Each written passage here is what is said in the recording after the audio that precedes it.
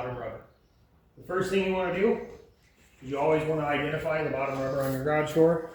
Today we have some flat T, and then you want to get the appropriate size and measure your door. Some doors have different bottom rubber, like over here on this one we have a different color. This is called Midland. This is a different groove that goes into the retainer. So then we're going to come back over here. We're going to yank this little stuff off real quick.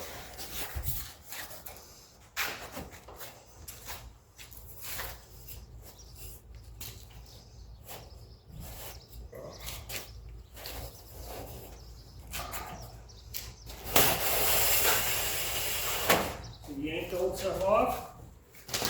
And then right after we do that, we want to take a rag, a wire brush, or just something. You want to get the dirt and the dust as much as you can off. It's not going to be perfect.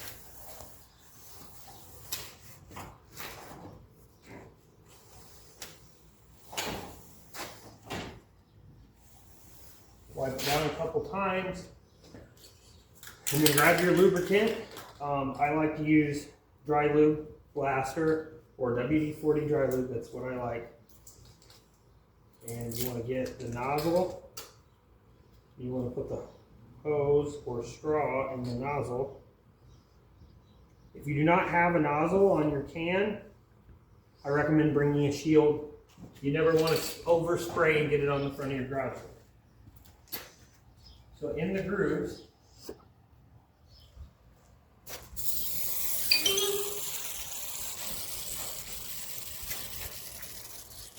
you're going to lubricate. Oh, nozzle came off.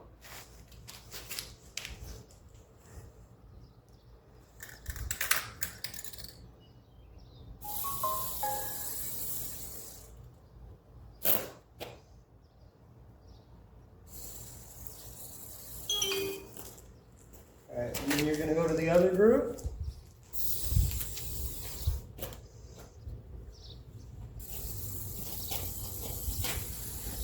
And you're going to lubricate the whole groove.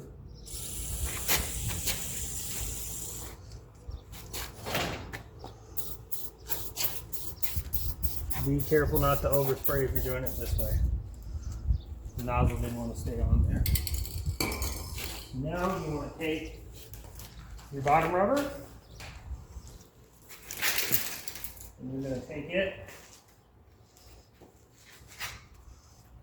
You're going to slide one in at a time. And you're going to want to move your door to whatever desired height.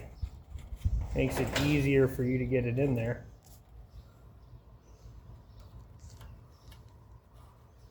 Oh. Usually one will go in and the other will fall out. Okay. Then once you get it started, there's a technique to it. You want to keep your hand right here, like this, on the back side in here. You want to keep your hand like this, and you want to keep feeding, and then you want to keep it straight, like it's already in the shape that it's going to be when it slides into the bottom of your door.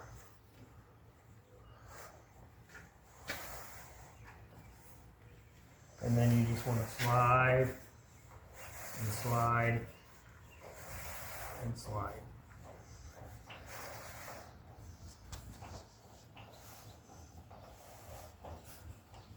Now we're getting closer to the end, it's kind of bunching up.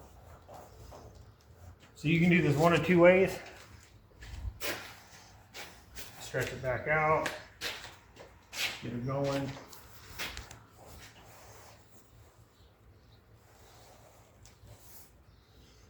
Almost there. Stretch it back out.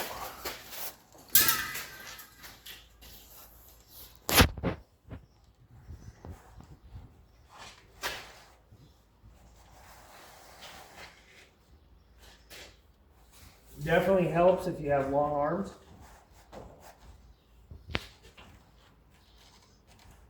Then you're going to want to stretch it back out again.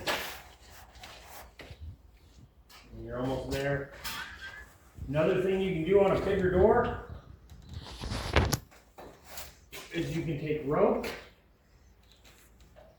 and you can pull from one side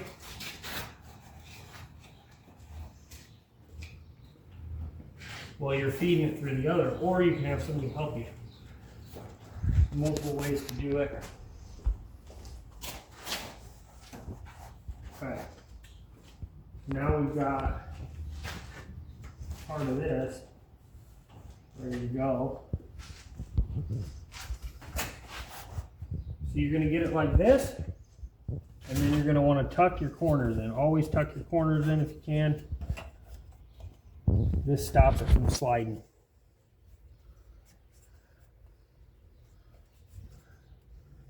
So tuck your corners in, and then go cut off your other corner.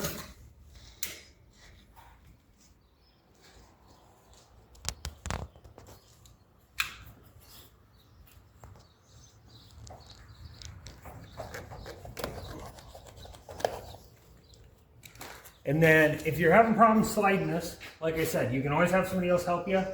Your wife, if you're doing this at home, or your son, or your daughter, whoever's available. Or if you don't have anyone available and you're in a rock in a hard place, like I said, you can always take something, clamp it on to one end, wrap it around, use a rope to pull as you're feeding it. If you have any questions, comments, or concerns, you can always contact Gelvin Garage Doors in Omaha at 402-594-3862. Thank you. Have a great day.